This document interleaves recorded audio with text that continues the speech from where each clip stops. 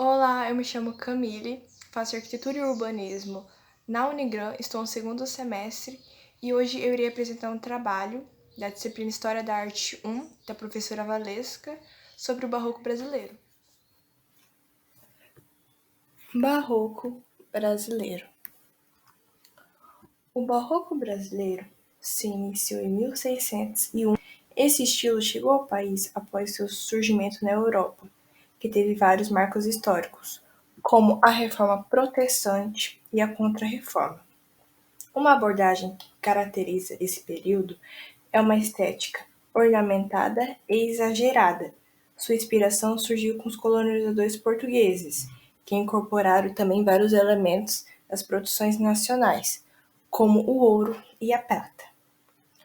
Os artistas barrocos empregavam um estilo realismo, cores ricas e temas ou religiosos ou mitológicos, enquanto os arquitetos favoreciam um equilíbrio e uma simetria, com obras semelhantes na Europa. O Nordeste e o Sudeste é onde se localiza a maioria das obras no Brasil, tendo uma característica desse período uma linguagem própria, uma linguagem dramática, racional, exagerada e rebuscada, também com o uso de figuras de linguagem que caracteriza essa época.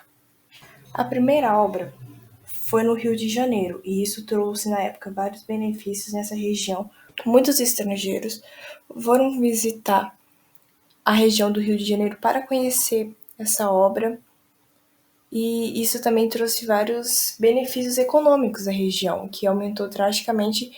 Até hoje em dia, a arquitetura é caracterizada nesse período lá, mas houve várias mudanças. Em Minas Gerais é uma região histórica que guarda muitas igrejas, fachadas, praças, que são joias de arte nacional. E também tem a Bahia as igrejas barrocas são registro das formas e cores da época que caracteriza, que são únicos nessas três regiões. As pinturas traziam a vida religiosa e os santos, que se destacavam nas obras, principalmente nas igrejas. Os principais artistas nessa época foram o mestre Valentim, que era do Rio de Janeiro, é um autor de várias obras e esculturas, se destacava nas obras religiosas, como o Parque do Passeio Público no Rio de Janeiro. Emanuel Costa Haddad, mineiro de Mariana, foi ilustre autor da pintura barroca brasileira, ornamentando diversas igrejas. O Emanuel era especialista em pinturas vistas de longe, como o teto de uma igreja, entre outras. Então, uma obra que ele se destacou bastante, que muitas pessoas viram e gostaram do trabalho dele, foi a pintura no forro da capela Mor da Igreja de Nossa Senhora da Rosário de Mariana. Antônio Francisco Lisboa, ou tão famoso Aleijadinho. O Aleijadinho era um dos principais artistas, ele era mineiro, suas obras sempre se localizavam no Ouro Preto, em Minas Gerais, e esse apelido era por causa da sua deficiência na mão, que não impediu nada a ele ser um artista muito grandioso, muito famoso até hoje. Uma das suas maiores obras são os Doze Profetas, que ele iniciou com um conjunto de escultura de pedra-sabão que ele esculpiu em 1800. Arte aplicada. Há vários exemplos de arte aplicada, como o oratório. O oratório, antigamente, ele era pesado, ele era, a maioria das vezes, de madeira, simples, com a imagem dos santos. E hoje em dia virou, em questão da estética, uma coisa mais sem muitos detalhes, com cores sempre vibrantes, que até se torna até uma lembrancinha em casos de batizado das igrejas católicas de criança.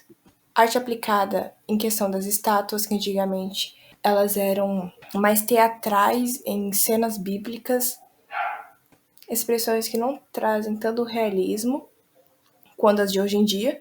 Nesse período era muito inovador essas estátuas com essas expressões, e hoje em dia as estátuas não são tanto de cenas bíblicas, mas sim de artistas que fizeram parte da história do Brasil ou mesmo da história do mundo, como cantores, atores, atrizes e também presidentes, entre outros. Arte aplicada do quadro da Última Ceia. O quadro da Última Ceia, que é muito famoso até hoje, não só para cristãos, mas também para muita gente que teve um leve contato com o cristianismo, conhece essa obra que antigamente ela era fosca, opaca, não tinha muito as expressões das pessoas nessa obra.